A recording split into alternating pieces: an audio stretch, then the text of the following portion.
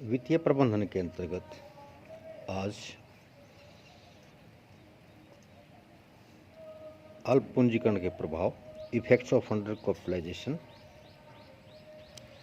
और remedies for under capitalization का अध्ययन करेंगे। सबसे पहले अल्प पूंजीकरण के प्रभाव, कंपनी का प्रभाव, कंपनी पर प्रभाव, इफेक्ट ऑन द कंपनी। अल्प पूंजीकरण के कंपनी पर निम्न प्रभाव पड़ते हैं। प्रतिस्पर्धा में वृद्धि, इंक्रीज इन कंपटीशन।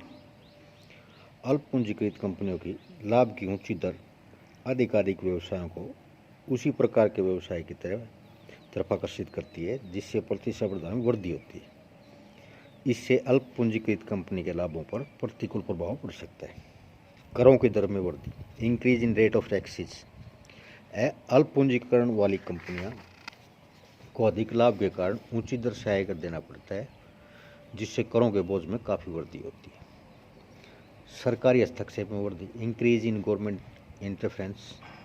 अत्यधिक लाभों के कारण सरकारी हस्तक्षेप एवं नियंत्रण की संभावना वृद्धि होती है। अंशों की विपणन योग्यता सीमित होना। ऐसी कंपनियों के अंशों के ऊंचे बाजार मूल्य के कारण इन अंशों की विपणन योग्यता सीमित हो जाती है। विपणन योग्यता सीमित होने के कारण इन अंशों का मूल्य उतना ऊंचा नहीं हो पाता जितना कि इनकी आय के अनुसार होना चाहिए। कर्मचारियों की मांगों में वृद्धि, राइज इन वर्कर्स डिमांड।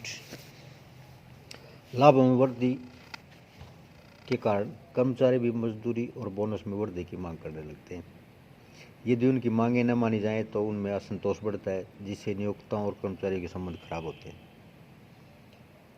उपभोक्ताओं में असंतोष, डिससेटिस्फैक्शन अमंग कस्टमर्स। लाभ की ऊंची दर के कारण उपभोक्ता यह महसूस करने लगते हैं कि कंपनी अधिक लाभ कमाने के लिए उनसे ऊंचे मूल्य वसूल करके उसका शोषण कर रही है। वह मूल्य कम कराने के लिए सरकारी हस्तक्षेप की मांग करने लगते हैं। प्रबंधकों द्वारा गड़बड़ी, मैनिपुलेशन बाय मैनेजमेंट। अल्प पूंजीकरण के कारण वास्तविक लाभ से अधिक या कम लाभ दिखाकर प्रबंधक कंपनी के अंशों के मूल्य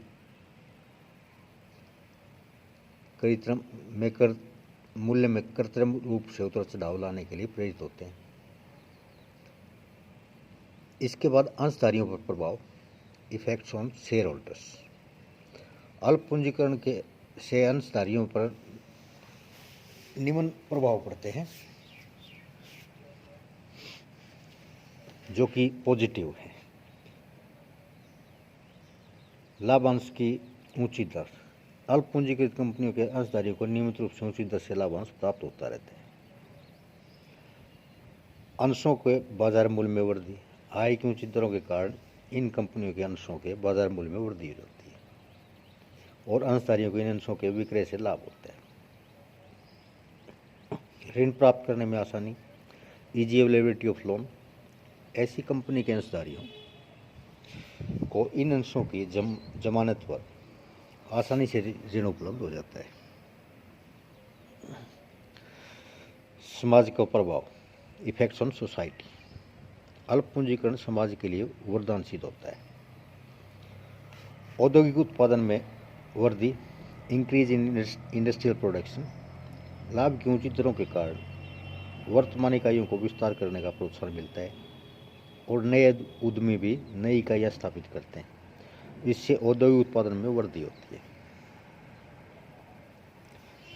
उपभोक्ताओं को लाभ, एडवांटेज टू कंज्यूमर्स। वर्तमान इकाइयों के विस्तार और नए उद्यमों के स्थापित होने से उपभोक्ताओं को विभिन्न किस्म की वस्तुएं उचित मूल्यों पर मिलती हैं। रोजगार में वृद्धि, इंक्रीज इन एम्प्लॉयमेंट। नई नई अगर इकाइयाँ स्थापित होंगी या नई नई इकाइयों की स्थापना और वर्तमान व्यवसाय का विस्तार के कारण रोजगार के अवसरों में वृद्धि हो जाती है और बेरोजगारी कम होगी। आर्थिक विकास पर अनुकूल प्रभाव, positive effect on economic development. रोजगार के अवसरों में वृद्धि होने से आय में वृद्धि होती है जिसके परिणाम स्वरूप मांग में वृद्धि होती है, विनियोग और उत्पादन में वृद्धि होती है और आर्थिक विकास को गति बढ़ती है। अल्प पूंजीकरण के उपाय, रेमेडीज फॉर अंडर कैपिटलाइजेशन।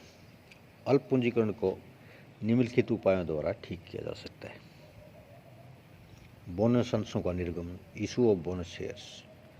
यदि कंपनी के पास पर्याप्त मात्रा में संचय और अधिक रिजर्व एंड सरप्लस है तो कंपनी बोनस अंशों के वितरण द्वारा उनका पूंजीकरण कर सकती है। अल्प पूंजीकरण की स्थिति को सुधारने का यह सबसे उपयोगी और प्रभावपूर्ण उपाय है।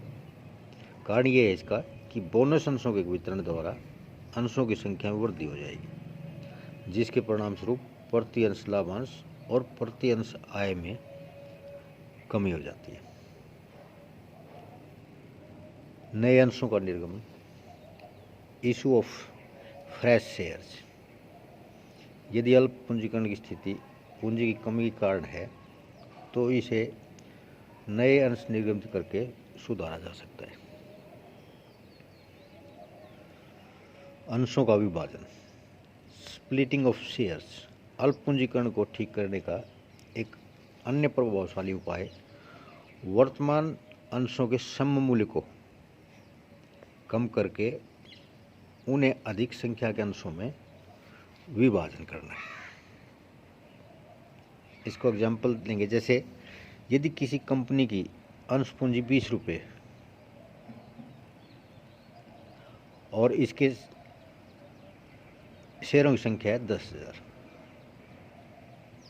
यानी कि कंपनी की अंश पूंजी 20 रुपये वाले 10,000 अंशों में विभाजित है और इसकी आय 80,000 रुपये है, जो कि 8 रुपये प्रति अंश बैठती है। अगर 10,000 को 80,000 इनकम है तो उसको 10,000 शेयर से भाग देंगे तो प्रति अंश 8,000 रुपये आ जाएगी। यदि प्रबंधक ये निर्णय करते हैं कि अंशों के सममूल्य में 50% कमी करके उसी अनुपात में अंशों की संख्या में वृद्धि की जाए तो विभाजन के पश्चात नए अंशों की कुल संख्या 20,000, 10 से डबल हो जाएगी। पहले 10,000 थे, अब 20,000 हो जाएगी और सम मूल्य 10 रुपये होगा। पहले 20 रुपये था, अब सम मूल्य 10 रुपये हो जाएगी, संख्या डबल होने की वजह से। विभाजन के परिणाम स्वरूप प्रति अंश आय घटकर 4 रुपये प्रति अंश, यानी आप पहले 8 रुपये थी, अब 4 रुपये आधी हो जाएगी। 80,000 रुपये डिवाइडेड बाई 20,000 शेयर। इसके कारण अंशों के बाजार मूल्य में कमी आ जाएगी, जिसका विनियोक्ताओं पर मनोवैज्ञानिक प्रभाव पड़ेगा। अंशधारी भी इस प्रक्रिया को विरोध नहीं करते हैं, क्योंकि अंशों के विभाजन के बाद भी उन्हें पहले जितने ही आय प्राप्त होती रहेगी। कल इसके बाद अति पूंजीकरण एवं अल्प पूंजीकरण की तुलना करेंगे कल, कि comparison of over capitalization and under capitalization. आज बस इतना ही।